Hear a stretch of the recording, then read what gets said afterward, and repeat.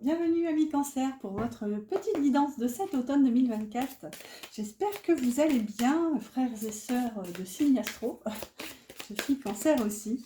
Donc c'est parti, on va voir ensemble quelle sera donc notre énergie pour ce nouveau trimestre. Donc je vais prendre quelques oracles. Là c'est le petit enchanteur, l'oracle d'ombre et de lumière et l'oracle de Noé ou Noé, je sais plus. Bref, il y a Noé dedans. Voilà, donc c'est parti. N'oubliez pas de mettre un petit pouce si cette guidance vous plaît ou vous parle. Ça aide la chaîne, ça m'encourage aussi. N'hésitez pas à partager, à commenter.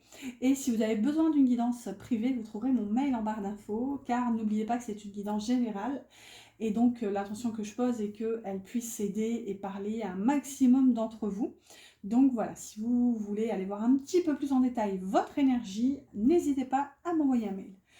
Donc c'est parti, amis Cancer, notre énergie, nous avons la stabilité, ok, avec ce petit fauteuil. Ça peut aussi nous parler de repos, de prendre appui, ouais, se reposer, se poser sur quelque chose.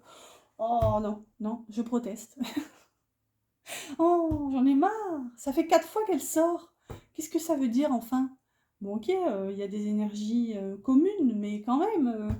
Bon, l'ange de Los Muertos, qui nous parle de transition vers le royaume des esprits, quand même. C'est le quatrième signe qui a la carte. Et là, on a la protection avec ce petit scarabée. Ok, donc je vous montre tout ça. Ok, donc on nous dit qu'il y a un changement déjà de toute façon avec l'ange de la mort. Hein. En plus, ça porte l'énergie de la tour. Je commence à bugger. Pourtant, ça fait 4 fois que je l'ai. Je suis plus censée bugger. Donc il y a un changement qui se profile à l'horizon. Autant pour certains signes, clairement ça m'a parlé de départ, donc voilà, de la perte d'un être cher, mais pas ici, pas chez vous, enfin, pas chez nous, hein, je peux dire aussi. Là, avec la stabilité, pour moi, ça me parle de repos, ça me parle de justement se poser. Je pense qu'en fait, il y a une traversée du désert qui se termine en fait. C'est ce que je vois avec l'ange de la mort. Il y a une étape d'épanouissement, d'accomplissement qui s'est terminée pour aller justement vers quelque chose de nouveau. On vous dit en fait clairement, là, la traduction, c'est vous avez assez donné avec l'ange de la mort. Cette phase de votre vie précédente se termine. Là, vous allez justement retrouver de la stabilité en vous posant, en vous reposant. Et de toute façon, pas de panique, vous êtes protégé, vous êtes guidé, vous êtes soutenu ici avec l'énergie de la protection. Enfin, nous sommes soutenus. J'ai tellement l'habitude de faire, d'employer le vouvoiement, déjà pour tous les autres signes astro aussi, que j'ai du mal à me mettre dedans. Ok, on en a que 2, mais on me dit dans l'oreillette qu'il ne fallait pas les prendre. C'est les 2 cartes qui s'étaient retournées. On en a 2 aussi, mais on me dit de les garder. Bon, hop. Donc ici, on passe à la deuxième partie, j'ai envie de dire, de la guidance, où on va aller voir mois après mois pour ce trimestre, avec donc le tarot de la magie verte et le Fairylandia pour le Lenormand. Donc, amis Cancer, qu'avons-nous comme énergie? J'ai oublié de regarder le deck du tarot. Nous avons le 7 de baguettes et les cigognes. Donc le 7 de baguettes peut nous parler de persévérance, de patience. On nous dit continue, tiens bon en fait. Ici on est vraiment dans l'énergie du tiens bon. C'est voilà, c'est une énergie assez douce, assez il se passe trop rien. Mais voilà quoi, il se passe trop rien. Dans les deux sens du terme. C'est ni bien ni moins bien, voilà. Et ici, avec les cigognes, ben, c'est l'énergie du changement. Donc justement, peut-être qu'on a envie d'accélérer les choses, de remettre en mouvement l'énergie hein, pour passer au 8 de bâton. En plus, l'énergie suivante, c'est l'énergie d'un changement rapide et parfois soudain. Donc ici, on a le premier mois de cet automne, donc de fin, 1, 2, 3, fin septembre à fin octobre. Ok, le 8 de denier et les chemins. Ok, donc là, il y a un choix professionnel à faire, donc peut-être une réorientation. Là, on voit qu'il y a des options, il y a des possibilités. Là, si on peut tirer un conseil, c'est aller vers ce qui vous passionne, aller vers ce qui vous fait perdre la notion du temps. C'est un peu le mood que j'ai là. C'est atypique parce que moi-même, je suis un peu dans le flou, je ne sais pas trop vers quoi aller ensuite. Et là, on a ça. Le deuxième mois, donc de fin octobre à fin novembre, qu'avons-nous? La sorcière, waouh, c'est le magicien, incroyable, un arcane majeur, et le 10 de denier, magnifique. Donc là, vous pouvez prendre comme soutien votre famille, j'entends.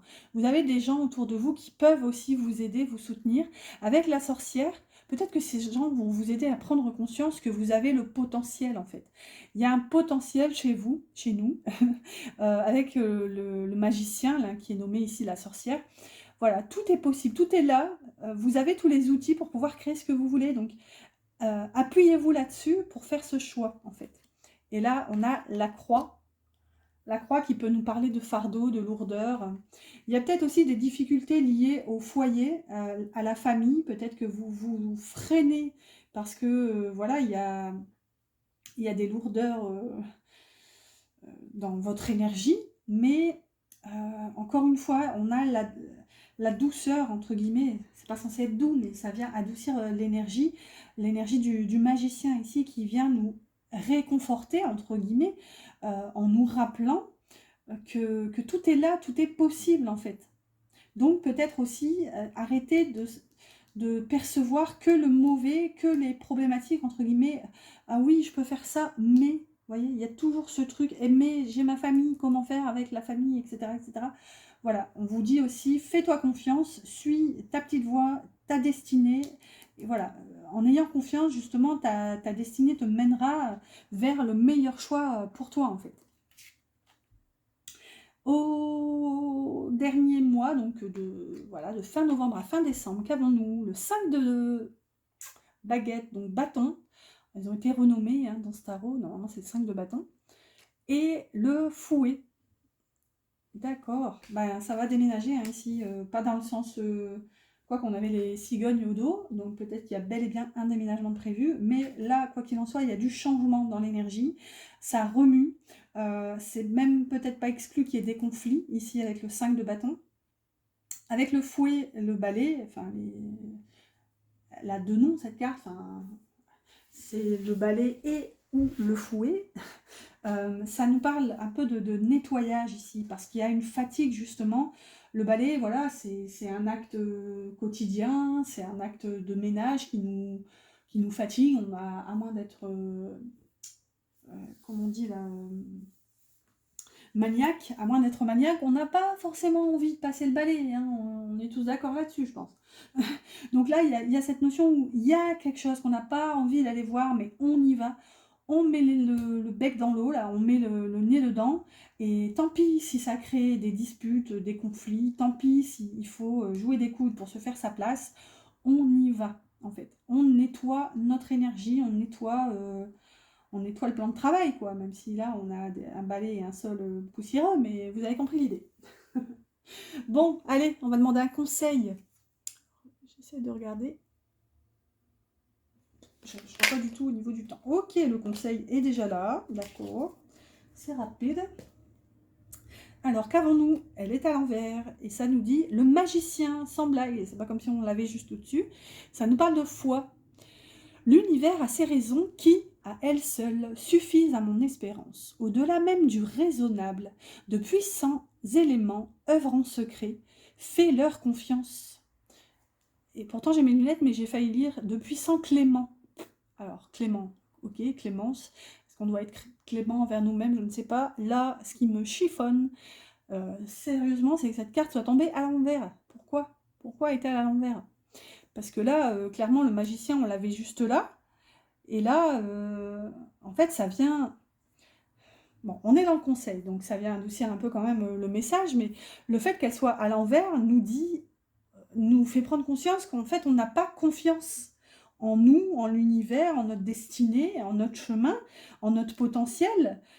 Ici, avec le magicien, elle ressort ici, mais à l'envers. Donc en fait, on nous dit, mets-la à l'endroit, cette carte. C'est ça notre conseil. C'est et foi en toi, et foi en l'univers. En gros, c'est pas le cœur a ses raisons que la raison ignore, c'est l'univers a ses raisons que notre raison ignore, en fait, ici. Vous voyez? voilà notre conseil. Bon, ça picote un peu, clairement, on nous fout un petit coup de pied au popotin, mais voilà, il faut que ça passe, il faut qu'on l'entende et il faut qu'on se remue.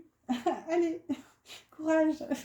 Je suis solidaire, hein, clairement, on est tous dans le même bateau, là, j'ai envie de dire, on est dans la même galère. Bon, j'espère malgré tout que ça vous a plu, que ça vous a parlé, que ça vous a aidé. N'oubliez pas mes petits pouces et moi je vous dis à bientôt pour une prochaine guidance.